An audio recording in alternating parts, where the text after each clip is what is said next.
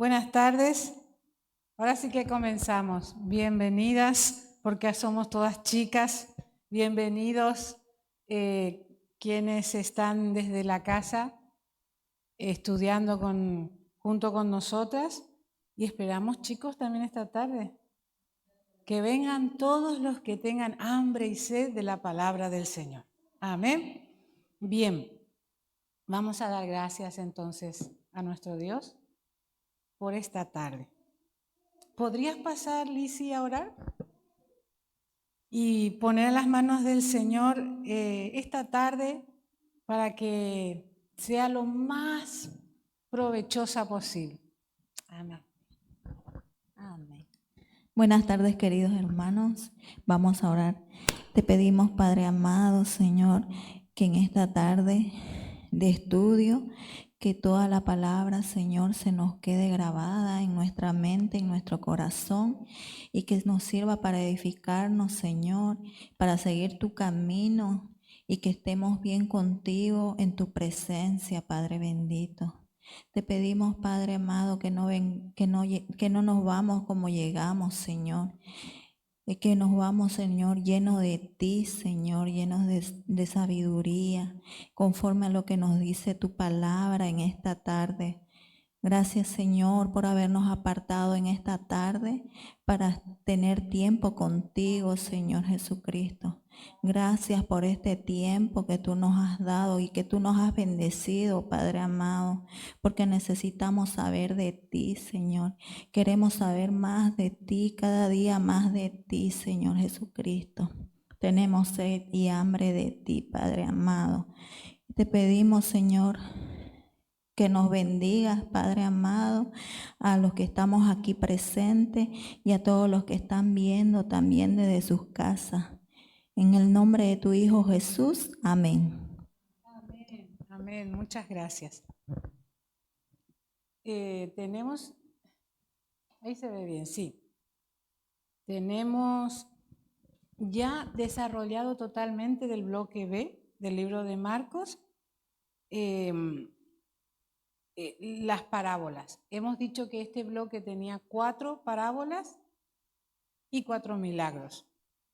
Las parábolas ya las hemos dado y decíamos que Marco ha escogido estas 4 parábolas para demostrar el poder de Dios en la vida de las personas a través de su palabra, o sea, el poder de la palabra de Dios. Para eso eran las 4 parábolas. Ahora vamos a ver, siempre me olvido de darle al on, por eso no va. Es que si no se enciende no funciona, ¿verdad? Si no nos conectamos al Señor, tampoco funcionamos nosotros. ¿A que no? No nos gusta nada, no damos luz, no damos nada. Increíble. Hay que conectarse. Bien, vamos a ver entonces el bloque B de los milagros. ¿Hemos dado ya Jesús calma la tempestad? ¿Hemos dado? ¿Sí o no? ¿Quiénes han venido el miércoles pasado? También Lizzy, Caterine y también Natasha, ¿no? Te has salvado. Leticia, ha llegado tarde. Vale. Te has salvado también tú. Iba a decir, sí, que hemos dado, pero no os preocupéis, que hasta yo me olvido a veces. Normal, ¿verdad? Con tantas cosas que tenemos durante la semana, cada día. Sí que hemos dado, pero había algo muy importante en este primer milagro. ¿Qué pasaba? ¿Cómo era el contexto? Jesús estaba aleccionando, enseñando a través de parábolas y hubo una última parábola. ¿De qué era la última parábola? Esto es bueno, para ejercitar la mente y que no nos oxidemos.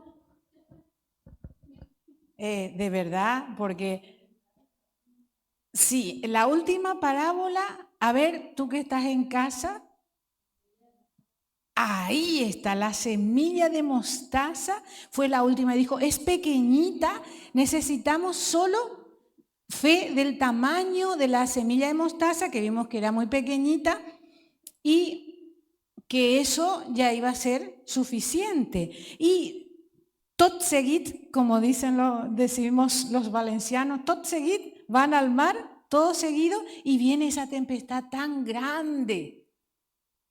Y estos discípulos que estaban con él, que eran pescadores, que conocían el mar súper bien, porque era su trabajo de cada día. Y muy probablemente desde niños, desde pequeños, comenzaron a trabajar. Pero ellos tuvieron miedo y se asustaron. Y el Señor Jesús le dice, pero bueno, ¿no tenéis fe? Era la prueba de la última parábola. Bien, entonces vimos que se enlazaba. Ahora vamos a ver otro milagro que podemos leer ahí. El siguiente es Jesús echa fuera a Legión. Tiene también conexión con una parábola. Y vamos a ver si podéis detectar de las 4 parábolas. Voy a poner otra vez ahí. Estas son las 4 parábolas. A ver con cuál podemos conectar luego de haber leído el pasaje. Vamos allá. Jesús echa fuera a Legión. Vinieron al otro lado del mar, a la región de los Gadarenos, y cuando salió él de la barca, enseguida vino a su encuentro de los sepulcros un hombre con un espíritu inmundo, que tenía su morada en los sepulcros, y nadie podía atarle, ni aún con cadenas. Porque muchas veces había sido atado con grillos y cadenas, mas las cadenas habían sido hechas pedazos por él. Y desmenuzados los grillos, y nadie le podía dominar. Y siempre de día y de noche andaba dando voces en los montes y en los sepulcros e hiriéndose con piedras. Cuando vio pues a Jesús de lejos, corrió y se arrodilló ante él, y clamando a gran voz dijo, ¿qué tienes conmigo, Jesús, Hijo del Altísimo? Te conjuro por Dios que no me atormentes, porque le decía, sal de este hombre, espíritu inmundo. Y le preguntó, ¿cómo te llamas? Y respondió diciendo, Legión me llamo, porque somos muchos. Y le rogaba mucho que no los enviase fuera de aquella región. Estaba allí cerca del monte un gran hato de cerdos paciendo, y le rogaron todos los demonios diciendo, envíanos a los cerdos para que entremos en ellos. Y luego Jesús les dio permiso, y saliendo aquellos espíritus inmundos entraron en los cerdos, los cuales eran como 2000, y el hato se precipitó en el mar por un despeñadero y dieron aviso, y en el mar se ahogaron. Y los que apacentaban los cerdos huyeron y dieron aviso en la ciudad y en los campos, y salieron a ver qué era aquello que había sucedido. Vienen a Jesús y ven que él había sido, y vieron al que había sido atormentado del demonio y que había tenido la legión sentado, vestido y en su juicio cabal. Y tuvieron miedo. Y les contaron los que habían visto cómo le había acontecido al que había tenido el demonio y lo de los cerdos. Y comenzaron a rogarle que se fuera de sus contornos. Al entrar él en la barca, el que había estado endemoniado le rogaba que le dejase entrar con él. Mas Jesús no se lo permitió, sino que le dijo, vete a tu casa, a los tuyos, y cuéntales cuán grandes cosas el Señor ha hecho contigo y cómo ha tenido misericordia de ti. Y se fue y comenzó a publicar en Decápolis cuán grandes cosas había hecho Jesús con él, y todos se maravillaban. Qué bonito, ¿verdad? A ver si esto... aquí tenemos la secuencia en dibujito. Mira, Salomé, mira los dibujitos. ¿Ves ahí Jesús en la barca? Ahí está Jesús en la barca. Mira, bueno, aquí nos cuenta la historia en dibujitos para que sepamos. Primero, él viene del mar, estaba en el barco. ¿Os acordáis que la tormenta y todos se asustaron? Vale. Él viene del mar, se baja y encuentra ahí a un endemoniado. Luego, Jesús se encuentra con este hombre. Aquí simplemente está contando que allí donde él se baja hay un endemoniado. Jesús se encuentra con este hombre poseído por demonios y le dice, ¿os acordáis? ¿Qué tienes contra mí? Y luego el demonio le pide a Jesús que no le eche fuera del lugar y que le mande a los cerdos. Jesús le concede eso, salen los demonios, van a los cerdos se precipitan por el precipicio, por el barranco, se mueren ahogados. Y luego aquí, este dibujito me gustó. Ahí está Jesús con el endemoniado, ex endemoniado, conversando como con un amigo. Están conversando. ¿Y qué le dice? ¿Os acordáis qué le decía el ex endemoniado? Que se quería ir con Jesús, quería acompañarle, quería irse con él donde él iba. Pero, ¿qué le dijo Jesús? Que fuese a su familia, a su casa y que contase cuán grandes cosas había hecho el Señor. Y luego, ¿qué pasó? Que la gente que vio eso y el que cuidaba a los cerdos fue y contó en la ciudad todo lo que pasó. Se maravillaron porque el hombre ya no era endemoniado, era ex endemoniado. Se maravillaron, pero también se asustaron mucho. Se asustaron porque era una cosa tremenda. 2000 cerdos, sí que era una legión, un montón de demonios que salieron de él, se metieron en los cerdos y entonces la gente por miedo le dijo, vete de nuestros contornos. Y ahí fue cuando le despide ya al endemoniado, al ex, como digo, y le dice, no, vete, y se va feliz, vuelve a tu casa, le dice. Qué linda historia, ¿verdad?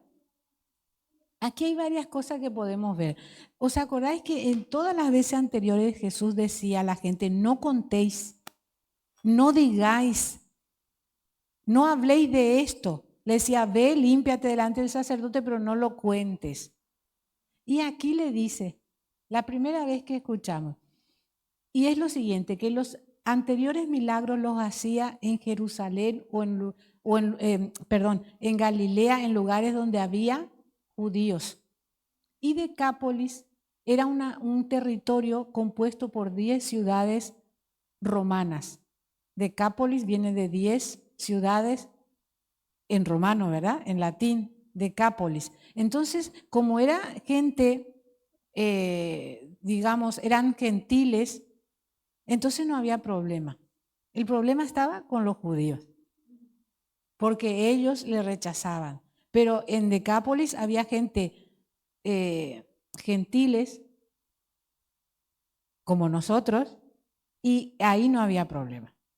El que creía, creía, no, o sea, no tenían ese muro de división, porque estaban endurecidos, como hemos visto antes. Entonces,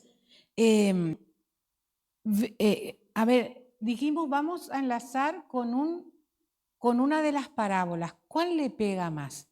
El sembrador, la semilla de mostaza ya lo hemos hecho. Luego estaba, ¿cuál era el otro?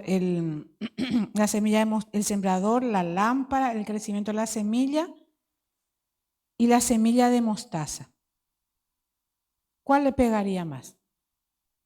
¿Os acordáis que decía el de la semilla que crece? Que tú no sabes cómo crece. De día y de noche está germinando, pero tú no lo ves. Y así también suceden las cosas espirituales. Tú no lo ves, pero están sucediendo. En este caso vemos este endemoniado. Otra vez digo, que no me sale, ya no es, pero el pobre ya no es. Este que era endemoniado, el mal crecía en él cada día, ¿verdad? Tenía una legión y nadie lo veía. Pero luego el Señor vino y arrancó ese mal. Sí que era, no vemos por dentro, no vemos los demonios, no vemos el Espíritu Santo que está en ti, pero vemos los efectos. Porque ¿cómo era ese hombre cuando estaba endemoniado? Vivía entre las tumbas. No había nada que le sujete. Tenía una fuerza. Pero lo peor de todo es que se hería con piedras. Él mismo se dañaba. En otro de los evangelios dice que él estaba desnudo. En otro pone 2, en este pone 1. Marcos se centra en este. Es decir, no vemos internamente, pero vemos el efecto. Igual cuando salieron esos demonios, el Señor habló con él, se notó, ¿verdad? Estaba vestido, tranquilo, dice. Y la gente se asustó por ese cambio drástico. Este entonces es el segundo milagro. ¿Cuánto tenemos hasta ahora? El de Jesús calma la tempestad, el endemoniado gadareno. Son 2, ¿verdad? Ahora vamos a pasar. Él vuelve, ¿qué dice ahí? Que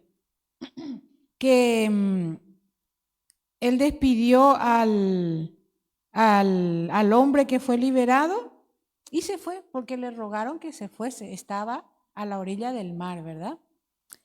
Entonces veamos cómo es una secuencia. Todo es una secuencia. La resurrección de la hija de Jairo, otro milagro. Vemos que, dejó Gadara porque le echaron, se asustaron, etcétera, etcétera. Entonces él pasando otra vez Jesús en una barca a la otra orilla, todo seguido pasó, por lo visto, porque Jesús calma la tempestad, van a Gadara, pasan allí.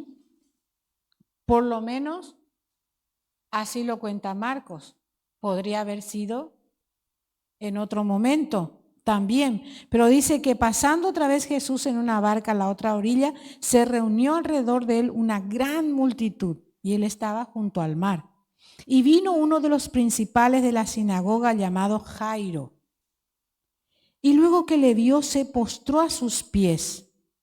Versículo 23. Le suelo borrar los versículos y este no lo he borrado. Y le rogaba mucho diciendo, mi hija está agonizando, ven, pon las manos sobre ella para que sea salva y vivirá. Fue pues con él y le seguía una gran multitud y le apretaban.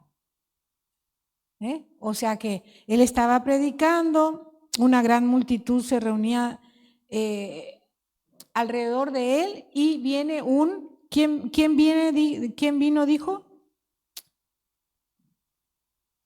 Uno de los principales de la sinagoga. Uno de los principales de la sinagoga. Aquí vemos a uno de los principales de la sinagoga que tenía fe. O sea que no todos los judíos tenían el corazón cerrado para Jesucristo. Este no tenía el corazón cerrado. Entonces, ¿qué pasó luego? Dice, él va en la multitud, dijimos, ¿no? Porque le llamó Jairo. Pero una mujer que desde hacía 12 años padecía de flujo de sangre y había sufrido mucho de muchos médicos y gastado todo lo que tenía y nada había aprovechado, antes le iba peor. O sea, no había aprovechado nada, sino que le iba peor. Cuando oyó hablar de Jesús, vino por detrás entre la multitud y tocó su manto, porque decía, si tocare tan solamente su manto, seré salva. Y enseguida la fuente de su sangre se secó, y sintió en el cuerpo que estaba sana de aquel azote. Luego Jesús, conociendo en sí mismo el poder que había salido de él, volviéndose a la multitud, dijo, ¿quién ha tocado mis vestidos?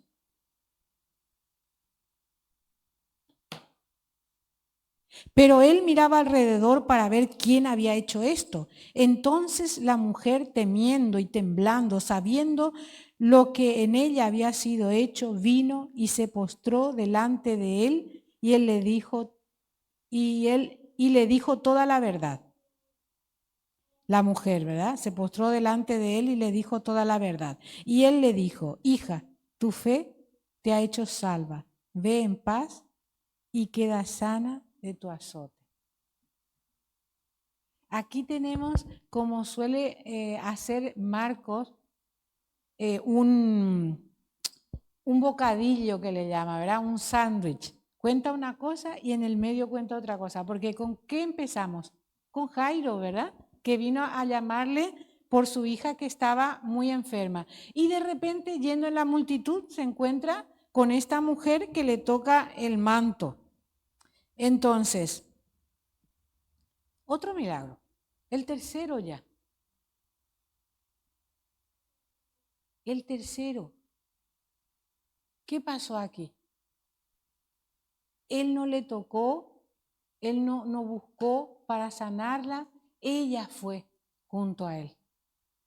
Es una diferencia de los otros, ¿verdad? Generalmente le dice, ¿qué quieres que haga contigo? Quiero ser sano. Entonces le tocaba y era sano. Sin embargo, ahora pasó simplemente porque esa mujer se acercó a Jesús. Este también tiene una conexión con una de las parábolas. ¿Qué nos queda? Ya hemos usado la de mostaza, ya hemos usado la semilla que crece. ¿A qué os parece que está la lámpara, verdad? La lámpara, la luz.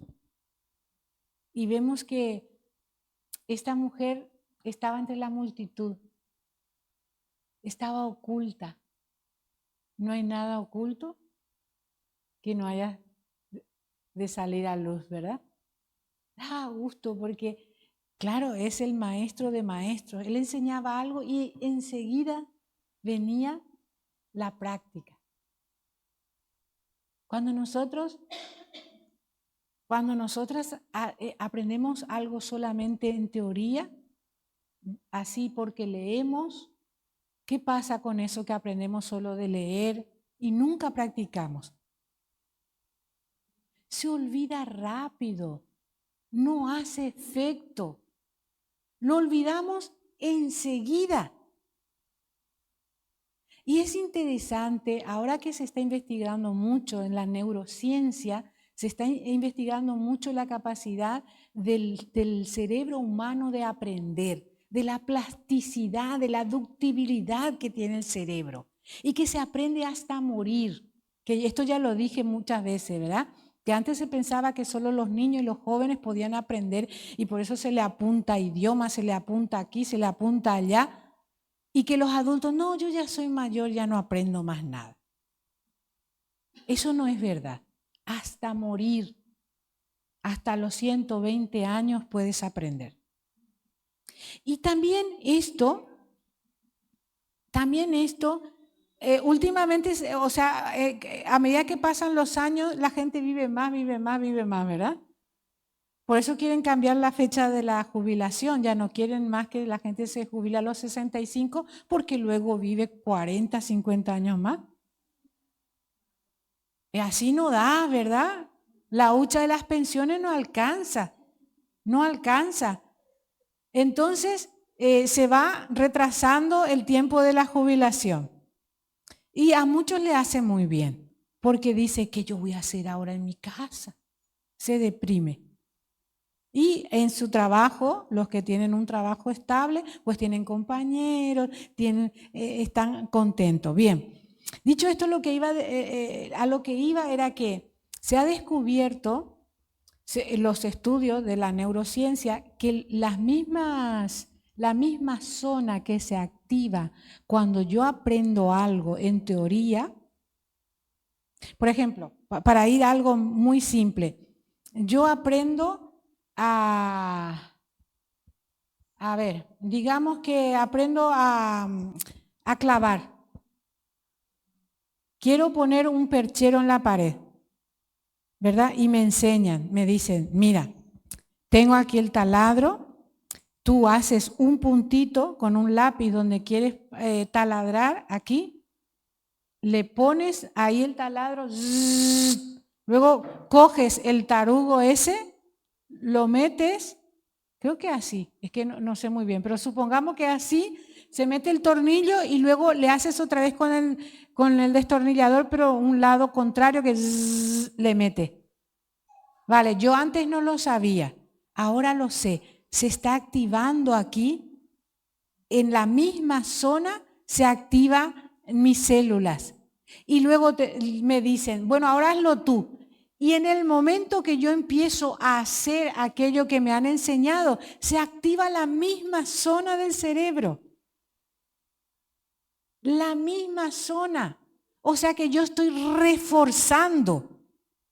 Por eso siempre se dice, ¿cómo se aprende a hacer algo? Haciendo. Se aprende haciendo, porque la zona del cerebro para ambas cosas, para la teoría y la práctica, es la misma. Entonces, el Señor Jesucristo hacía eso con sus discípulos, le enseñaba por parábola y enseguida le ponía la prueba. Nada oculto que no haya salir a luz. Y también que Jesús era la luz. Él caminaba y ya alumbraba, la gente sabía dónde Él estaba. La gente que tenía fe, la gente que quería recibir de Él como esta mujer. Se acercó y le tocó. Bien, vamos a ver qué pasa luego. Mientras él aún hablaba, vinieron de casa del principal de la sinagoga, diciendo, tu hija ha muerto. ¿Para qué molestas más al maestro? Pero Jesús, luego que oyó lo que se decía, dijo al principal de la sinagoga, no temas, cree solamente. Y no permitió que le siguiese nadie sino Pedro, Jacobo y Juan, hermano de Jacobo. Y vino a casa del principal de la sinagoga y vio el alboroto y a los que lloraban y lamentaban mucho. O sea que mientras él hablaba con la mujer del flujo de sangre, ya se murió la niña. Y entrando les dijo, ¿por qué alborotáis y lloráis? La niña no está muerta, sino duerme. Y se burlaban de él, mas él, echando fuera a todos, tomó al padre y a la madre de la niña y a los que estaban con él, y entró donde estaba la niña. Y tomando la mano de la niña le dijo, Talita cumi, que traducido es, niña, a ti te digo, levántate. Y luego la niña se levantó y andaba, pues tenía 12 años, y se espantaron grandemente, pues él les mandó mucho que nadie lo supiese, y dijo que le diesen de comer. Aquí otra vez dice, no se lo cuenten a nadie, ¿verdad? ¿Por qué? ¿Por qué era esto que lo habíamos dicho antes? ¿Te acuerdas, Eliana? Era porque los judíos lo rechazaban ya de plano, porque él se proclamaba como el Mesías y ellos no. Este no es. Entonces estaban totalmente vedados para el Señor y solamente lo que querían era matarle, confabular contra él, pero su tiempo aún no había llegado. Entonces él no podía ser arrestado aún. Y en Decápolis sí, él le dijo al hombre que se liberó, ve y cuenta. Le mandó ya de primer evangelista a él. ¿Por qué? Porque en Decápolis no había ese muro que había en ese momento en Israel. Porque si uno lee y no sabe, va a decir, pero bueno, ¿quién le entiende? Un día dice cuenta y el otro día dice no cuente. Entonces ahora ya sabemos por qué pasó esto. Bien, entonces aquí tenemos ya el cuarto milagro que asociaremos a la parábola que nos falta, que dicho sea de paso, no me acuerdo la palabra que le falta. El sembrador. ¿En qué sentido? Pues no podemos decir más que la vida y la muerte, ¿verdad? La semilla, ¿qué tiene que hacer para que brote la planta? ¿Qué hace la semilla? Muere para que brote la vida. ¿Qué hace la larva que luego sale el gusano que hablamos en la semana pasada? ¿Qué pasa con ese bicho? ¿Pero qué pasa con él? Muere y nace otro ser más bonito. La semilla muere y nace otro ser más grande, más abundante. Por eso se compara la vida espiritual, que morimos a la antigua vida y nacemos a la nueva. Bien, entonces hemos ya desarrollado los 4 milagros. Ahí ya tenemos. Vamos a ver por qué Marcos eligió estos 4. El Señor Jesucristo hizo más milagros, pero eligió estos 4. ¿Por qué? Para demostrar el poder absoluto de Jesucristo. Cada milagro demuestra el poder que tiene sobre algo. Vamos a mirar. Jesús calma la tempestad. ¿Sobre qué está demostrando su poder? Sobre la naturaleza. Amén. Está mostrando su poder sobre la naturaleza. Luego, Jesús echa fuera a legión. Está mostrando su poder sobre los demonios. Jesús sana la sanidad de la mujer con flujo. ¿Sobre qué?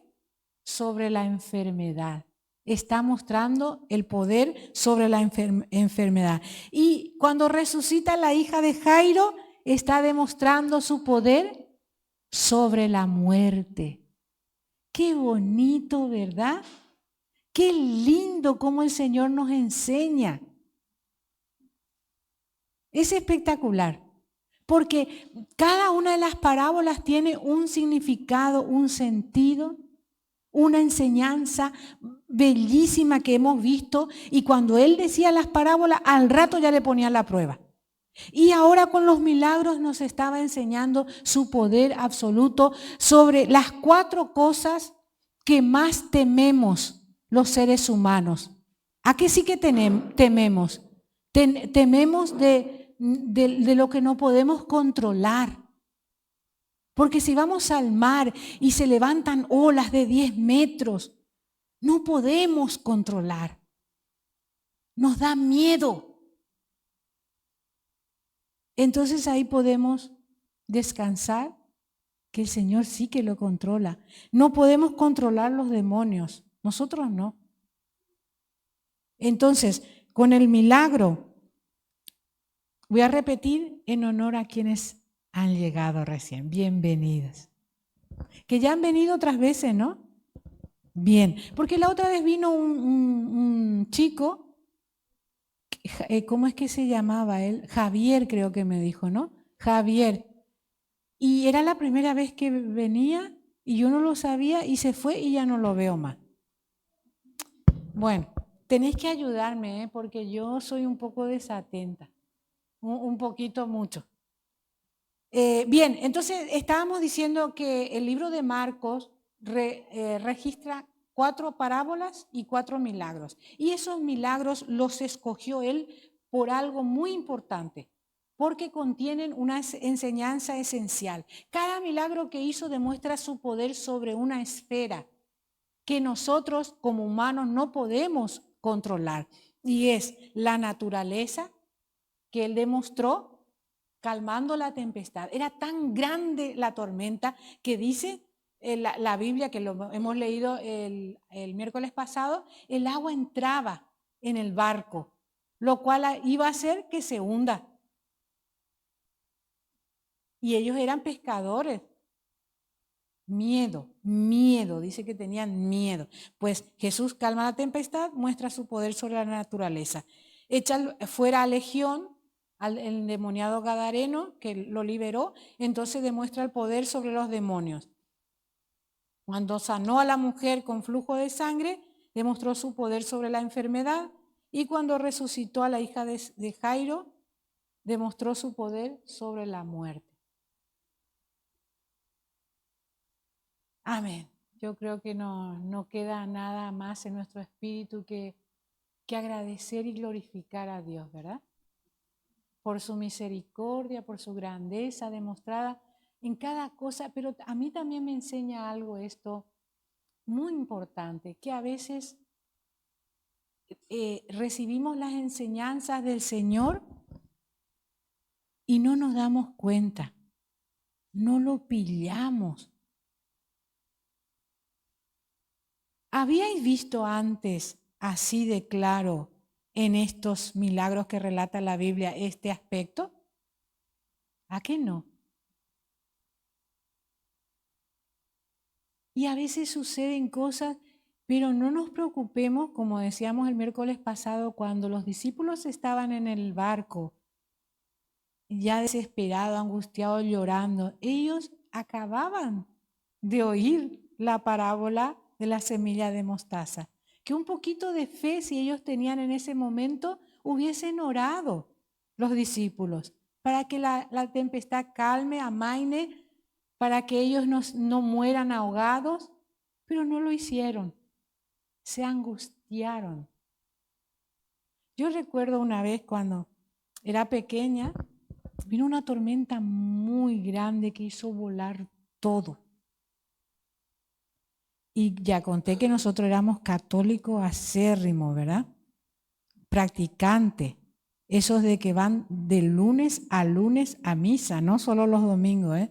Yo iba todos los santos días, de lunes a lunes. Una cosa que conté ya, pero os vuelvo a decir, si no lo sabéis, que en la iglesia católica se dice la misma misa toda la semana. ¿Quién sabía eso? ¿Quién va a la misa? Tú sabías, ¿verdad? Has ido entre semanas, luego te vas otro día en la misma. Y cuando llegas al domingo ya lo recitas de memoria como un loro. Porque se tilda mucho esto, se acostumbra mucho a repetir las cosas como un loro, ¿verdad? Pero eso también tiene su secreto en la neurociencia. Cuando tú repites mucho una acción o una frase o una palabra, y en nuestro caso una oración, el cerebro se empieza a atrofiar. De verdad. Por eso siempre tenemos que cambiar de actividad, de lectura, de oración. No repitas muchas veces la misma. Por eso el Señor dice, piensan que por su palabrería serán oídos. Repite lo mismo. Se ve que estoy moviéndome mucho aquí. He completado las 8,000 pasos. Bien, pero lo que decíamos, que cuando hacemos siempre lo mismo, el cerebro se atrofia. Porque cuando aprendemos algo nuevo, empiezan a generarse lo que se llama dendritas. Las células empiezan a ramificarse y forman surcos. Y cuando tú haces siempre lo mismo, se va aplanando. Interesante, ¿no? ¿Y qué hay más de nuevo que estar siempre en el Señor? Siempre nos sorprende. Siempre. Vamos a ponernos de pie y dar gracias al Señor por esto. Dar gracias por su palabra, por estos milagros, por todo lo maravilloso que ha hecho en nuestras vidas. Bendito Dios, muchísimas gracias, Señor, por estos 4 milagros que aparecen registrados en el libro de Marcos. Hemos aprendido muchísimo. Hemos aprendido que tú tienes el control absoluto sobre la naturaleza, tienes el control absoluto sobre los demonios, sobre la enfermedad, sobre la muerte. Con estos milagros has demostrado a tus discípulos de aquel entonces y a nosotros que estamos hoy aquí, que somos tus discípulos también, a quienes están en casa ahora estudiando con nosotros, has demostrado que tienes poder absoluto sobre todo. Y te damos gracias, gracias, gracias Señor Jesús.